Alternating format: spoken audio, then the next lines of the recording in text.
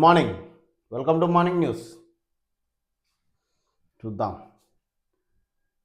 ఉగ్ర కుట్రే, ఢిల్లీ పేలుడు వెనక స్లీపర్ సెల్స్ హస్తం. కారులో పేలినవి డిటోనేటర్లు. నడిపింది పుల్వామా వైద్యుడు. దొరికిపోతా తప్పదని పేల్చుకున్నట్లు అనుమానం. హడావుడిగా బాంబును తరలిస్తుండగా జరిగినట్లు సంకేతాలు. ఫరీదాబాద్ పేలుడు పదార్థాలతో సంబంధం అట. 12కు పెరిగిన మృతుల సంఖ్య. విచారణ బాధ్యతలు ఎన్ఐఏకు. బాధ్యుల్ని వదిలేది లేదని అమిత్ షా. వివరాలు తెలుసుకున్న రాష్ట్రపతి ముర్ము. ఎర్రకోట మెట్రో స్టేషన్ సమీపంలో పేలుడుకు ఉపయోగించిన కారు ఇదే. కారు నడిపిన డాక్టర్ ఉమర్ నబీ అట. పుల్వామా డాక్టర్ అట ఆయన. అది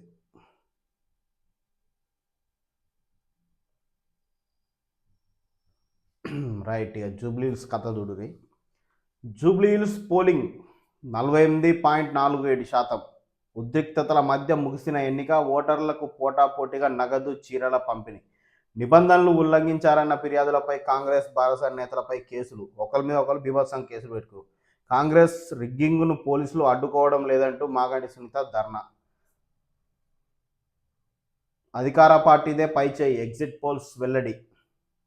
మ్యాక్సిమం ప్రతి ఒక్క సర్వే కాంగ్రెస్కు అనుకూలంగా 46%, 48% అట్లా మ్యాక్సిమం అన్ని సర్వేలు ఇచ్చారు. ఒక క్యూమేగా ఒకటి బీఆర్ఎస్కి ఇచ్చినట్టుంది, 41 నుంచి 60 అని. ఆల్మోస్ట్ సేమ్ పోటాపోటీగా వచ్చినాయి ఈ రెండిట్లకి. 14న తెలుస్తుంది. అయితే ఇక చూడు అసలు కదా, 20,000 మంది ప్రజాప్రతినిధులు జల్లెడబట్టేడు పట్టిరు జూబ్లీహిల్స్ను. రాష్ట్రానికి గాలి కుదిరేసిరు. మంతా తుఫాన్ రాని, రైతులు ఆత్మహత్యలు చేసుకొని, ఏమన్నా జరగని, పంట పొలాలు కొట్టుకపోని, వరి ఆగం కానీ, పత్తి ఆగం కానీ, ఇదేది పట్టించుకోకుండా జూబ్లీహిల్స్ను జల్లెడబట్టినట్టు పట్టిరు అన్ని పార్టీల నుంచి. దాదాపు 20,000 మంది ప్రజాప్రతినిధులు, మొత్తం రాష్ట్రంలో ఉన్న ప్రజాప్రతినిధులు అంతా జూబ్లీహిల్స్లోనే 10 రోజులు సంసారం ఉన్నారు. ఏం సాధించారు? నిండా 50% కూడా ఓట్లు వేయలేదు. 48.47% ఉన్నది. 4 లక్షల ఓట్లు అనుకుంటే 2 లక్షల మంది కూడా వేయలేదు. ఇంకా 2-3 వేల మంది తక్కువనే వేసారు.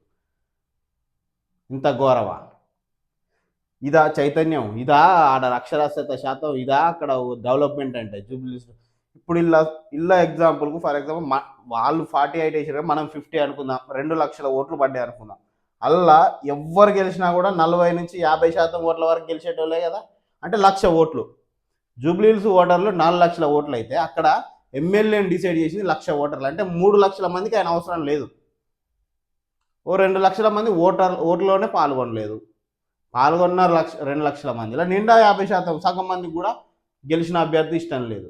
ఏం ప్రజాస్వామ్యం అన్నట్టు? ఈ 20,000 మంది ప్రజాప్రతినిధులు 10 రోజులు ఆడ సంవత్సరం ముఖ్యమంత్రితో మొదలు పెట్టుకుంటే ఆ పార్టీ కార్యకర్త సంబంధం లేని ఆ నియోజకవర్గం కానీ పార్టీ కార్యకర్తతో సహా 10 రోజులు అక్కడనే పబ్బం గడిపిరు. ఉదయం లేచిన కాంచెల్లి నైట్ వండుకునేంత వరకు 20,000 మంది ఈ రాష్ట్రం అంతా ఎడుగొట్టుకపోయినా పట్టించుకోకుండా అక్కడనే సంసారం చేసిరు కదా. ఏం సాధించిర్రు? ఏం చైతన్యం కల్పించిర్రు? మళ్ళీ ఇళ్ళనే ఒక్కొక్కరికి ఏంది మొత్తం చీరలు, నగదు, ఏది పడుతుంది గిఫ్ట్లు, డబ్బులు, ఒక్క ఓటుకు 5,000 ఇవన్నీ అంటుర్రు. మరి ఏం సాధించిర్రు? చివరికి 48.47% ఓట్లు వచ్చినాయి ఆడ. నిండా 2 లక్షల మంది వేయలేదు. ఇంకా 2-3 వేల మంది తక్కువనే వేసారు. ఇది జూబ్లీహిల్స్ అభివృద్ధి.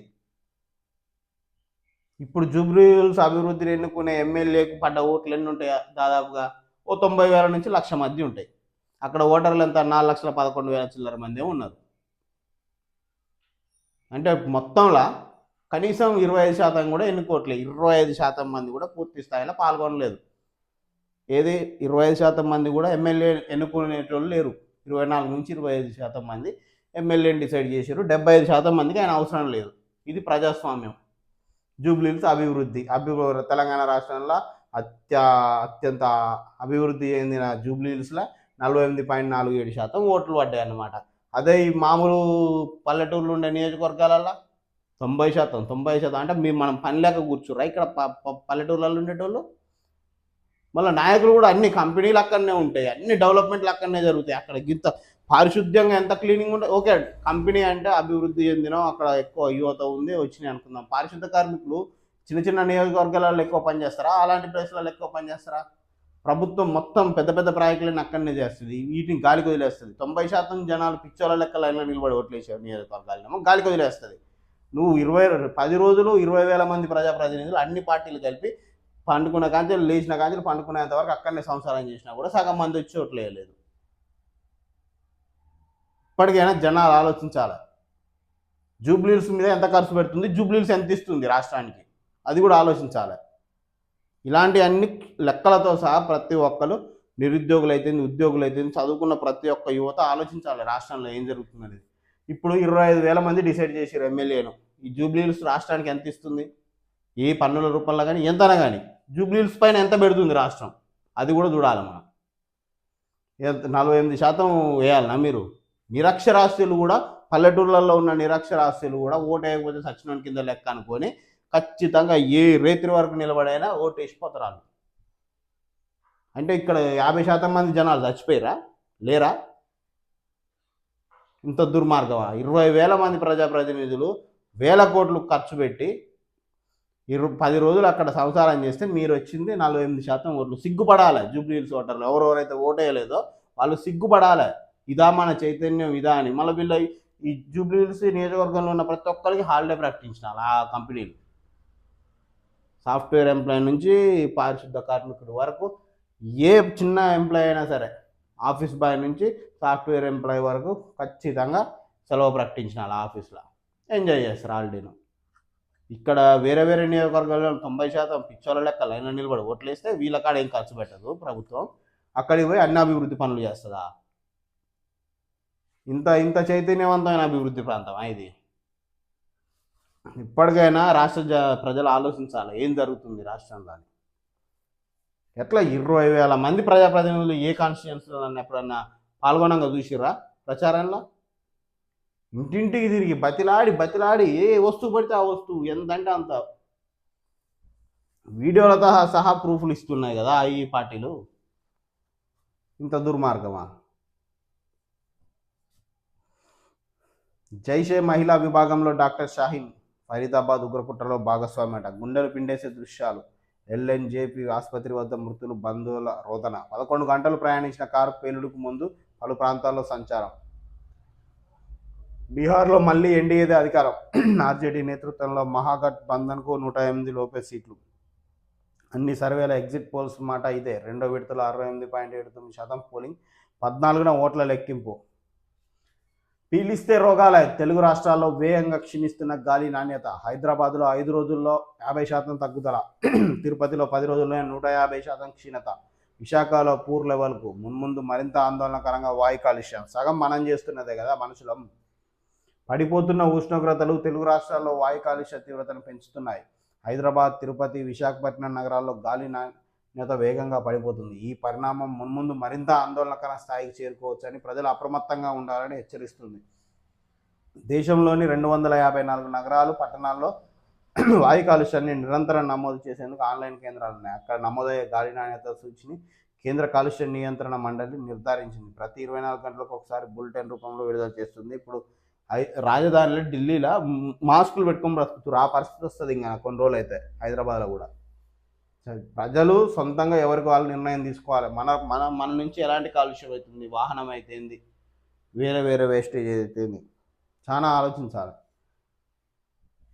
ఇక నాకు తెలిసి ఇంకో 50 సంవత్సరాలు దాటితే ఆక్సిజన్ సిలిండర్లు మొత్తం బ్యాగ్లు వేసుకొని బతకాల్సిన పరిస్థితి వస్తుంది భూమి మీద.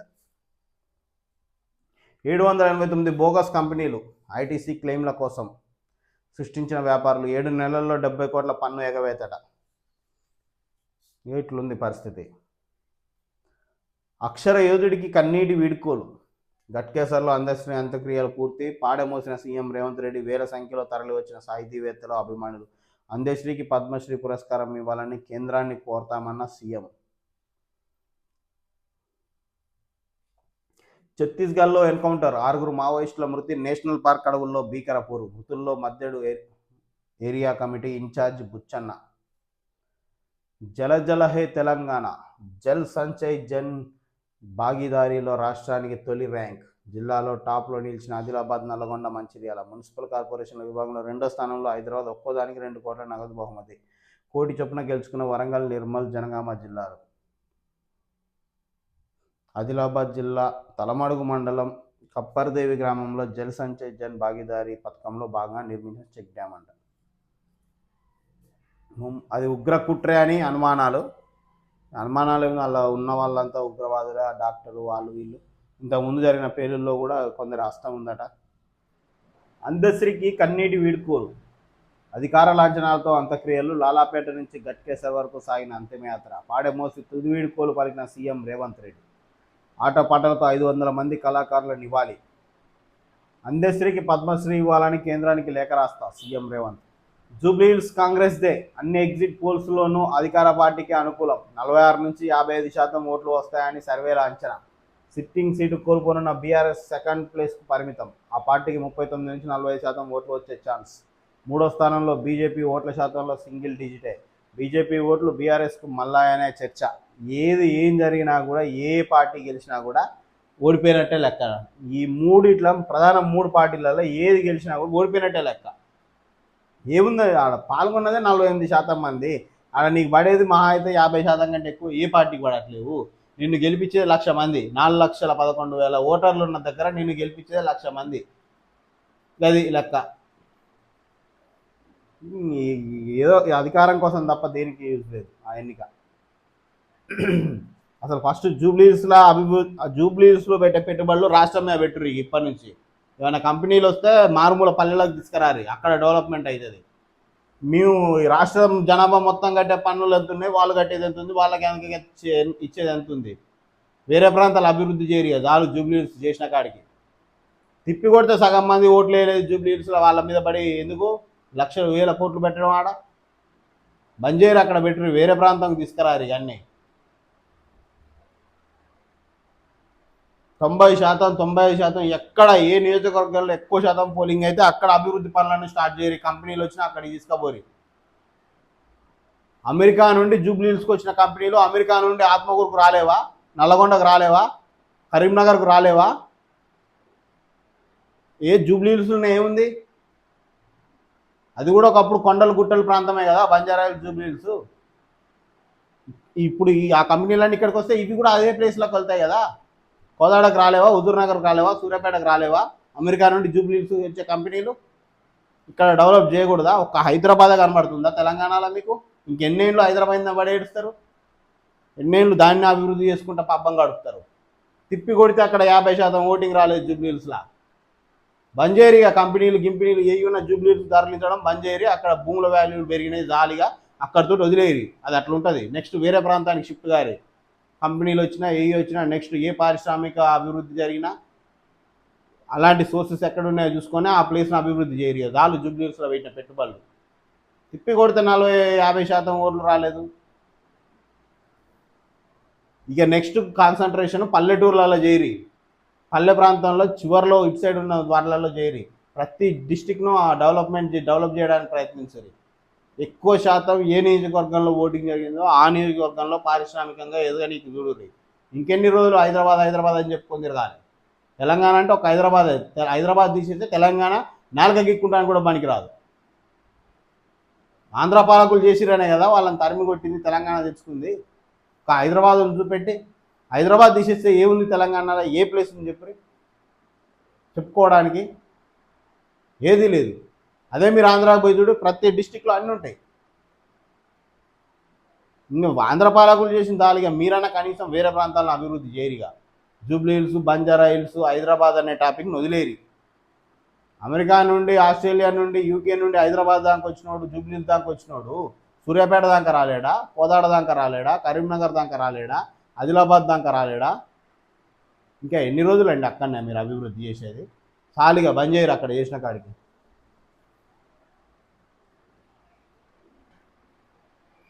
సిగ్గుండాల జూబ్లీహిల్స్ పోలింగ్ 48.49% అని చెప్పుకోవడానికి. ఎవరైతే ఓట్లలో పాల్గొన్నని జూబ్లీహిల్స్ ప్రజలు సిగ్గుపడాలి చూసి. అరే మనం అంత అభివృద్ధి చెందిన ప్రాంతంలో ఉన్నాం, మనకి ఇంత అక్షరాస్యత ఉంది, మనమా గీ ఓటింగ్ నమోదు చేసింది, సిగ్గుపడాలి అట్లా అనుకుంటే వాళ్ళు ఓట్లు వేయని వాళ్ళు. ఎవరిని వదలం, కుట్ర మూలాలను కనుగొంటాం. ఢిల్లీ బ్లాస్ట్పై భూటాన్ నుంచి ప్రధాని మోదీ వార్నింగ్. దెబ్బతిన్న ప్రతి ఇంటికి 15,000. మంతా తుఫాను బాధిత ఫ్యామిలీలకు 12.99 కోట్లు రిలీజ్. 15 జిల్లాల్లో పాక్షికంగా దెబ్బతిన్న 8,662 ఇండ్లకు తక్షణ సాయం. ఇంజనీరింగ్ మేనేజ్మెంట్ సీట్ల భర్తీ ఇక ఆన్లైన్లోనే. రాష్ట్ర సర్కారు నిర్ణయం వచ్చే ఏడాది నుంచి అమలుకు యోచన. డొనేషన్ల దందాకు చెక్ పెడతామని ఇటీవల సీఎం ప్రకటన. అందుకు తగ్గట్టుగా హైయర్ ఎడ్యుకేషన్ కౌన్సిల్ కసరత్తు. వివిధ రాష్ట్రాల్లో బి కేటగిరీ సీట్ల భర్తీ తీరుపై ఆరా.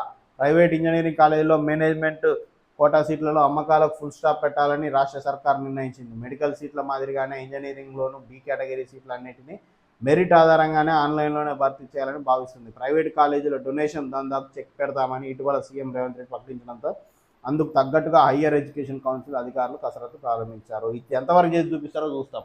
డొనేషన్లు లక్షలు లక్షలు తీసుకుంటారు. దీన్ని ఎంతవరకు అరిగడతారో చూద్దాం. మరి ఢిల్లీ పేలుడు వెనుక జైషే దాడికి అమోనియం నైట్రేట్ వాడకం, డిటోనేటర్ల సాయంతో పేలుడు. సూసైడ్ అటాకర్ డాక్టర్ ఉమర్గా గుర్తింపు. కార్ డ్రైవ్ చేస్తూ ఎర్రకోట వద్దకు సీసీటీవీ ఫుటేజ్ ఆధారంగా ట్రేస్ చేసిన అధికారులు.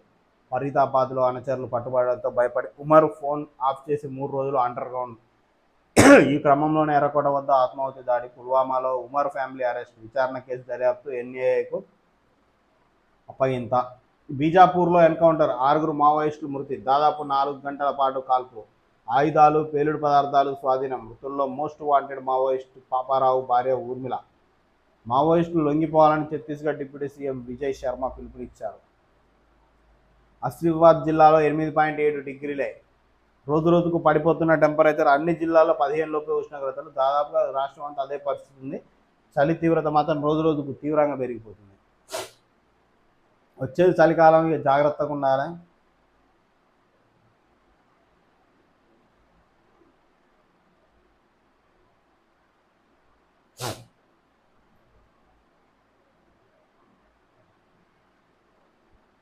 అది ఎన్నిసార్లు చెప్తాం అది.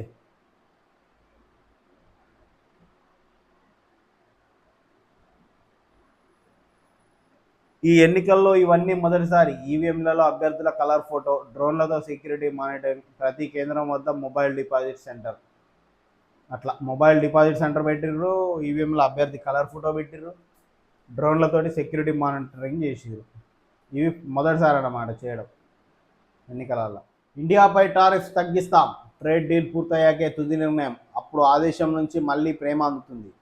రష్యా నుంచి ఆయిల్ కొనడానికి మోడీ సర్కార్ గణనీయంగా తగ్గించింది. అమెరికా అధ్యక్షుడు డొనాల్డ్ ట్రంప్. పాక్లో ఆత్మాహుతి దాడి. ఇస్లామాబాద్లో జిల్లా కోటావరణలో భారీ పేలుడు. 12 మంది దుర్మరణం, 25 మందికి తీవ్ర గాయాలు. పేలుడుగా ఆఫ్ఘనిస్తానే కారణం. రక్షణ మంత్రి ఖవాజా ఆసిఫ్. ఇది భారత్ కుట్రే. పాక్ ప్రధాని షహబాజ్ షరీఫ్. నాకు తెలిసి పాకిస్తాన్ ఓడో చేసి ఉంటాడు.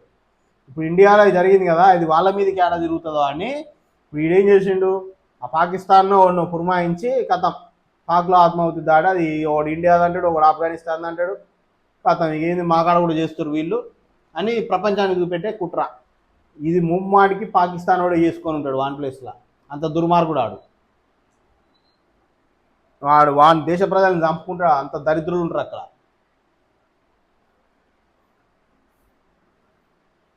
బీహార్ ఎన్డీఏదే క్లియర్ మెజారిటీ ఇచ్చిన ఎగ్జిట్ పోల్స్. బీహార్లో రికార్డు పోలింగ్. 66.90% నమోదు.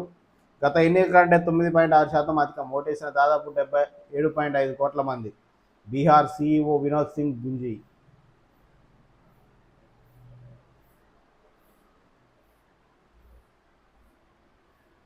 కాంగ్రెస్ జూబ్లీహిల్స్ జై. అధికార పార్టీదే విజయం అంటూ ఎగ్జిట్ పోల్స్ అంచనాలు. 2వ స్థానానికి బీఆర్ఎస్ పరిమితం. ఓట్ల తేడా 4-5% మాత్రమే. సర్వేలో బీజేపీ దక్కని డిపాజిట్.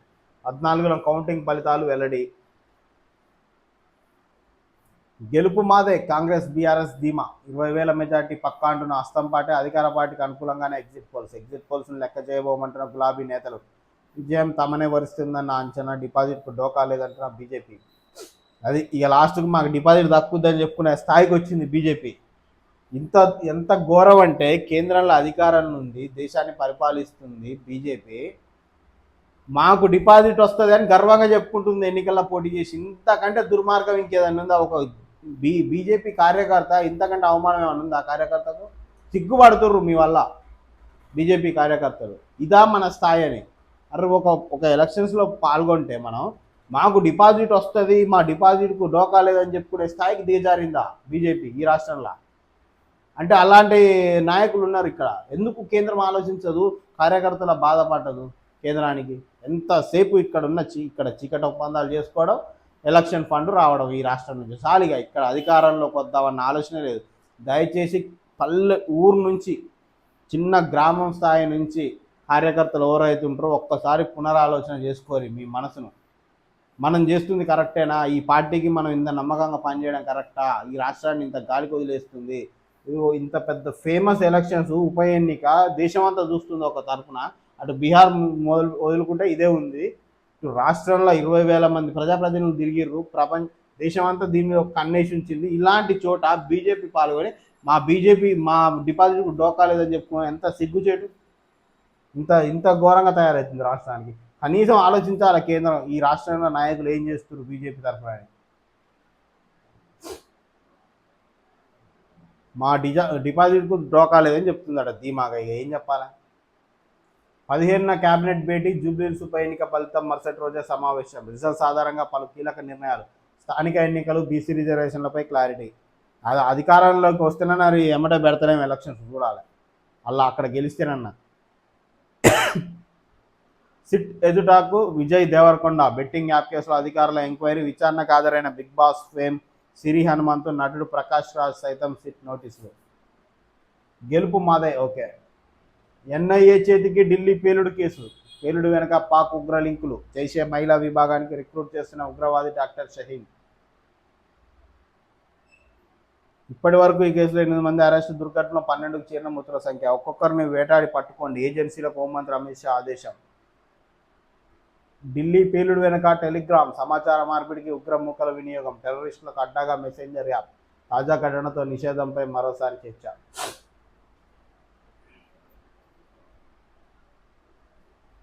ఆరుగురు మావోయిస్టులు మృతి. అందేశ్రీకి కన్నీటి వీడ్కోలు. లాలపేట నుంచి గట్కేశ్వరకి సాగిన అంతిమయాత్ర. 1,17,000 ఎకరాల్లో పంట నష్టం. మొంతా తుఫాన్ కారణంగా. నాగర్ కర్నూలు జిల్లాలోనే ఎక్కువ. వివరాలు కేంద్రానికి పంపాం మంత్రి తుమ్మల నాగేశ్వర్. వరద బాధితులకు 12.99 కోట్లు, ఒక్కో కుటుంబానికి 10,000 చొప్పున ఆర్థిక సహాయం. తెలంగాణ ఏఐసిసి కార్యదర్శిగా సచిన్ సావంత్ నియమించిన అధిష్టానం. ఒడిషా ఏఐసిసి కార్యదర్శిగా తెలంగాణకు చెందిన కుసుమ కుమార్. న్యూ ఎడ్యుకేషన్ పాలసీకి కసరత్తు. రూపకల్పనకు మరికొంత సమయం పట్టే ఛాన్స్. జాబ్ మార్కెట్కు అనుగుణంగా మార్చాలి ఎడ్యుకేషన్ పాలసీ అనేది. సమూల మార్పులకు చేయాలి. దాంట్లో చాలా వృధా ప్రయాస అయిపోతుంది. అది కౌంటర్ అఫిడవిట్ దాఖలు చేయండి. ఆదేశాలు జారీ చేసిన హైకోర్టు. కోర్టులో జూనియర్ అసిస్టెంట్ ఉద్యోగాల భర్తీపై విచారణ. మహిళలకు అధిక ప్రాధాన్యతపై పురుషుల అభ్యర్థుల పిటిషన్. వరద బాధితులకు 12.99 కోట్లు release.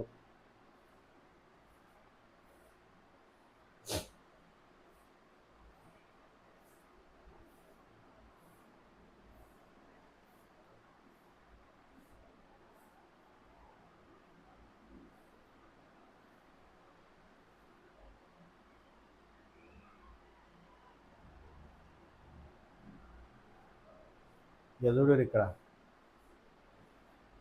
TPCC chief Mahesh Kumar Goud ఏమంటుండు? జూబ్లీహిల్స్లో గెలవబోతున్నాం. సీఎం రేవంత్ రెడ్డి సలహాలు, పథకాలే కాంగ్రెస్ను గెలిపిస్తున్నాయి.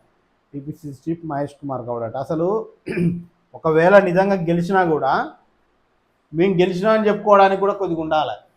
మీకు పడ్డ ఓట్లు ఎన్ని 48% పడ్డా కూడా 95,000 నుంచి 1,00,000 ఓట్ల మధ్యన పడి ఉంటాయి. ఇక్కడ ఓటర్లు ఎంతమంది? 4 లక్షల మంది ఓటర్లు. మీరు 10 రోజులు అక్కడ ముఖ్యమంత్రితో మొదలు పెట్టుకుంటే వేరే నియోజకవర్గానికి చెందిన కార్యకర్త వరకు అక్కడ సంసారం చేసి వాళ్ళకు ఇచ్చి అడిగినవన్నీ ఇచ్చి ఇంకా మభ్యపెట్టి ఎక్కువ ఆశలు చూపెట్టి ఇవన్నీ చేస్తే కూడా మీరు సగం ఓటర్లను, సగం మందిని తీసుకురాలి పోలింగ్ వరకు. ఏం సాధించట్టు? ఈ గెలుపోవడంలో సహజం. ఇవాళ ఈ పార్టీ గెలిస్తే రేపు వేరే పార్టీ గెలుస్తుంది. అది కాదు కదా ముఖ్యం. నువ్వు ప్రజల్లో ఎంత చైతన్యం తీసుకొచ్చినావు. ఓటు బూత్ వరకు తీసుకురాలేకపోయారు సగం మంది ప్రజలను. ఎందుకు? వేస్ట్. గెలిచినా కూడా వీళ్ళతో బాధ. ఓడిపోతే దొంగ ఓట్లు అంటారు, గెలిస్తే ప్రజలు మా వైపు అంటారు. ఇదే కథ, ఏముండదు ఆడ. మధ్యాహ్న భోజనంలో ఫిష్ కర్రీస్ అట. అమలుపై సీఎంతో మాట్లాడతా మత్స్యశాఖ మంత్రి వాగిల్.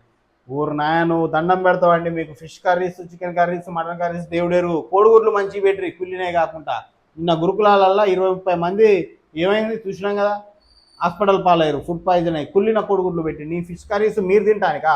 మళ్ళీ వీటి మీద ఎన్ని కోట్లు వేయాలనో. ఇది ఇప్పుడు ఫిష్ కర్రీస్ అన్నాడు అంటే కథమే ఇక. నువ్వు పెట్టే చికెన్కే దిక్కు లేదు, 4 ముక్కలు వేసి ఇంత పులుసు పోస్తారు, నువ్వు ఫిష్ కర్రీ పెడితే ఏం పెడతావు పిల్లలకు? అడ్డమైన అని కొత్త సలహాలు పెట్టి మళ్ళీ అలా ఒక 20 కోట్లు వెనక్కి వేసుకుందాం అని ఆలోచించకూడదు దయచేసి. పెట్టే ఆహారం పౌష్టికమైనది, నీటిది, మంచి క్వాలిటీ పెట్టరు చాలు. రోజుకోటి కొత్తది చెప్పడం, అది పెట్టి నువ్వు ఇక చికెన్ పెట్టినావు, మటన్ పెట్టినావు, అన్నీ అయిపోయినాయి, ఫిష్ దాకా పోయినా అది నీ కథ. కోడిగుడ్లు పెట్టినావా మంచి కుళ్ళినే కాకుండా, ఇక నువ్వు ఫిష్ పెడతావు. ఇక ఒక ముక్కేసి ఇంత పులుసు పోస్తావు, ఆ ముక్కల గింతన పడుతుందా పిల్లగానికి? ఫిష్ కర్రీస్ అని పేరు పెడతావు, నెలకు ఇన్ని కోట్లనే వేస్తావు, అలా సగం నీ ఇంట్లోకేనా? ఇక ఏదో ఒకటి ఎట్లా ఎట్లా ఏదో ఒకటి కొత్త సృష్టించాలి, దాంట్లో ఫస్ట్ పెట్టేసాక పెట్టవా నువ్వు ఫిష్ కర్రీస్ తర్వాత పెడుతు. ఉప ఎన్నికలు మా కాడ వచ్చినా బాగుండు అనుకుంటారు, ఎవరైనా అనుకుంటారు. ఏ నియోజకవర్గం మా కాడ వచ్చినా బాగుండని ప్రతి ఒక్కరికి అనిపిస్తుంది. మళ్ళీ వస్తాయి ఇక డబ్బులు వస్తాయి, మొత్తం అధికార యంత్రాంగం అంతా ఈయనే ఉంటుంది. కనీసం ఎవరెవరు గెలిచిరు ఇంతకు ముందు నాయకులు, ఈ రాష్ట్రాన్ని ఎవరెవరు పరిపాలిస్తారని చూడవచ్చు. ఉత్తప్పుడు అవపడరు కదా. డేవిడ్ సలైకి బుకర్ ప్రైజ్, ఫ్రెష్ ఆంగ్ల నవల ప్రతిష్టాత్మక పురస్కారం. 6 మావోయిస్టుల ఎన్కౌంటర్.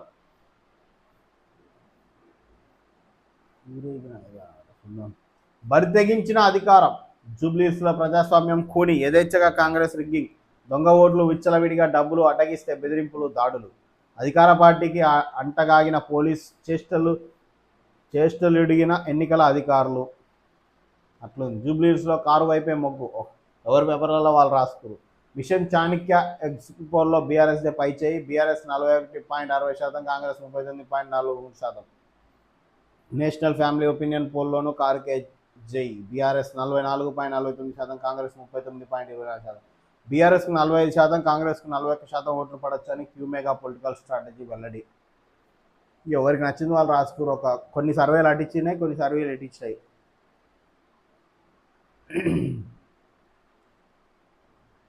కారును నడిపింది పుల్వామా డాక్టరే. బీహార్లో రికార్డు పోలింగ్, రెండో దశలో 69% ఓటింగ్, ఓవరాల్గా 66.91% పోలింగ్. ఆ రాష్ట్ర చరిత్రలో ఇదే అత్యధిక పడ. ఈ నెల 14 ఫలితాల వెల్లడి. ఎగ్జిట్ పోల్స్లో అంచనాల్లో కాంగ్రెస్ కూటమికి షాక్. మొత్తం రాష్ట్రంలో యావరేజ్గా 66.9% పోలింగ్ చేసారు వాళ్ళు. ఆ లెక్కన చూసుకుంటే జూబ్లీహిల్స్ కంటే చైతన్యవంతమైన ఓటర్లు బీహార్లోనే ఉన్నారు. జూబ్లీహిల్స్ కాన్స్టిట్యున్సీతో పోల్చుకుంటే వాళ్ళు 66% అని వేసారు, వీళ్ళు కనీసం 48% వేసారు, 50% కూడా వేయలేకపోయారు. కాంగ్రెస్ సర్కార్ రుణ రికార్డు, సెప్టెంబర్ నాటికే 45,162 కోట్ల సమీకరణ. దేశవ్యాప్తంగా హై అలర్ట్, ఢిల్లీ బాంబు పేలుడుతో కేంద్రం అప్రమత్తం. నిందితులను ఎట్టి పరిస్థితుల్లోనూ వదిలిపెట్టబోం. ప్రశాంతంగా పోలింగ్ ముగిసిన జూబ్లీహిల్స్ బైపోల్. బీహార్లో ముగిసిన రెండో దశ పోలింగ్. నవీన్ యాదవ్కు భారీ మెజార్టీ పక్కా, తిరుగులేని ఆధిక్యత కాంగ్రెస్ విజయం సాధిస్తుంది, ధీమా వ్యక్తం చేసిన పీసీసీ చీఫ్ మహేష్ కుమార్ గౌడ్. త్రాగునీటి సమస్యలు రాకుండా తగిన చర్యలు తీసుకోవాలి, రాష్ట్ర ప్రభుత్వ ప్రధాన కార్యదర్శి K Ramakrishnarao. Hyderabad water works విభాగం పనితీరుపై సమీక్ష. అశ్రునయనాల మధ్య అందశ్రీ అంత్యక్రియలు. డిప్యూటేషన్ ముసుగులో 10 ఏళ్ల దోపిడీ, సీడ్ సర్టిఫికేషన్ డైరెక్టర్ అవినీతి అక్రమాలు. విదేశాలలో విలాసవంతమైన జీవితానికి అలవాటు పడిన డైరెక్టర్ కేశవులు. అమెరికా టూర్కు 70 లక్షల ప్రభుత్వ సొమ్ము ఖర్చు. కాంగ్రెస్ ప్రభుత్వంలోనే మరో 15 విదేశీ టూర్లు. సీడ్ సర్టిఫికేషన్ సంస్థలో 50 కోట్లకు పైగా దుర్వినియోగం అట. ఈయన మీద మరి ఏం చర్యలు తీసుకుంటారు? ఇలాంటి అధికారులు ఎంతమందో, చిన్న చిన్న కార్యదర్శులను, చిన్న వాలంటీర్లను, చిన్న వాళ్ళను 5,000, 8,000, 10,000 లంచం తీసుకుంటే అది పూర్తి స్థాయిలో తీసుకొని కూడా తీసుకోరు. తక్షణమే సస్పెండ్ చేసే మీరు ఇలాంటి లక్షలు కోట్ల రూపాయలను అవినీతి మార్గంలో ఏది చూడు సీడ్ సంస్థలో 50 కోట్లకు పైగా దుర్వినియోగం చేసినాడు. మరి ఈయన ఏం చేస్తున్నారు? ఇంకా విచారణ చేస్తున్నారు. తక్షణమే సస్పెండ్ చేసి జైల్లో శిక్ష పడించేటట్టు చూసేదాకా సస్పెండ్ కూడా మొత్తం డిస్మిస్ చేసి పడేయాలి, జాబ్లంగా జైలు వేయాలి, మొత్తం కక్కేయాలి ఎంత తినడా అని. ఈయన లాంటి వాళ్ళు ఇంకెంతమంది ఉన్నారో పట్టేమని చెప్పాలి. ఇలాంటి వాళ్ళ మీద మాత్రం అఫీషియల్ చర్యలు ఉంటాయి, చిన్న చిన్న వాళ్ళ మీద మాత్రం తక్షణ చర్యలు ఉంటాయి. పత్తా లేని అధికారులు, పతుల్లా కూడా చెరువుకి ఇరిగేషన్ ఆఫీసర్ల గండం. ఇరిగేషన్ అధికారుల అండతోనే 6 విల్లాల నిర్మాణం, ఫైనల్ నోటిఫికేషన్లో పెరిగిన చెరువు విస్తీర్ణం. నిర్మాణాలు పూర్తయ్యే వరకు అధికారుల మౌనం, ఆదాపు కథనంతో కదిలిన ఎంత ఇట్లుంటుంది. ఎవరైనా గుర్తించి వాటి మీద చేస్తేనేమో స్పందిస్తారు, లేకపోతే లేదు. ఇంటికి ఒక పారిశ్రామికవేత్తను తయారు చేస్తా, చిన్న తరహా పరిశ్రమల ఏర్పాటు, యువతకు అవకాశం కల్పిస్తున్నారు. 1,00,000 మంది మహిళలను వ్యవస్థాపకులుగా తీర్చిదిద్దుతాం. ఎటువంటి రెవెన్యూ సమస్యలు రాకుండా పరిష్కరిస్తాం. చెయ్యి మంచిదే. ఛత్తీస్గఢ్లో మరో భారీ ఎన్కౌంటర్, ఎదురు కాల్పుల్లో 6 మావోయిస్టులు మృతి.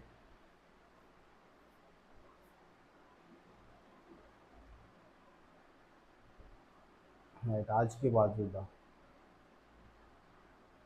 నెలవంక నవ్వాల్సిన నిండు వైద్యశాల నేడు కాసుల కక్కుర్తితో కరిగే కఠోర శిల పేరు మారుస్తారు. సర్టిఫికేట్ మార్చేస్తారు. అక్రమాలకు ఆశ్రయమై అండగా దోచేస్తారు. నమ్మకంతో వచ్చిన నిరుపేద రోగి మీ కపట వలకు చిక్కి బలిపశువు బతుకు భయానికి ఎంత బిల్లు వేసినా ప్రాణం కంటే ఎక్కువ పట్టింపు లేదుగా. గుండె నిబ్బరం కూలి, ఒంట్లో శక్తి ఆరిపోగా దైవంలా మిమ్మే నమ్మితే దారుణంగా మోసం.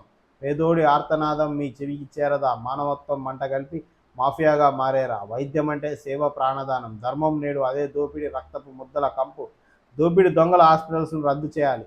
పేదోడి కన్నీరు కాలుష్యమైపోకముందే న్యాయం జరగాలి. నిజమైన సేవ బతకాలి. అసలు విద్య వైద్యం అనేది ఈ దేశంలో సేవ కిందికి వస్తుందని మొన్న ముఖ్యమంత్రి కూడా చెప్పింది కదా. రాజ్యాంగంలో కూడా అదే ఉంది కదా. ఎందుకని వేల కోట్లు లక్షల కోట్లు పడగలెత్తుతురు అవి స్థాపించిన వాళ్ళు? మరి హైలైట్ ఏంటంటే ఒక విద్యా సంస్థకు సంవత్సరానికి ఒక 50 కోట్ల సంపద ఉంటుంది.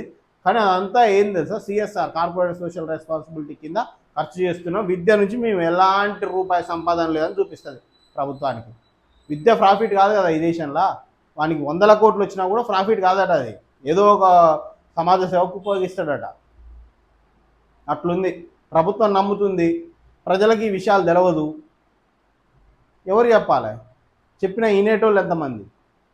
వేల కోట్లు విద్య నుంచి వైద్య నుంచి సంపాదిస్తారు కదా. అదంతా ఎవరు సంపాదించట్లేరట. వేల లక్షల కోట్లు విద్య వైద్య నుంచి ఈ దేశంలో సంపాదించట్లేదు ఎవరు. విద్యా వైద్యం అనేది సేవ ఈ దేశంలో. నువ్వు ఒక డొనేషన్ 20 లక్షలు కడతావు ఒక కాలేజీలో, అది సేవ. ఆ 20 లక్షలు తీసుకుపోయి ప్రజలకు పంచుతున్నారు. ఆ కళాశాలలో ఎవరు తినట్లే. వాళ్ళ పనిచేసే జీతాలు తీసుకొని కథం, మిగిలిందంతా కార్పొరేట్ సోషల్ రెస్పాన్సిబిలిటీ కింద మళ్ళీ తిరిగి ప్రభుత్వానికే ఇస్తున్నారట. తెలుసా ఈ విషయం మీకు?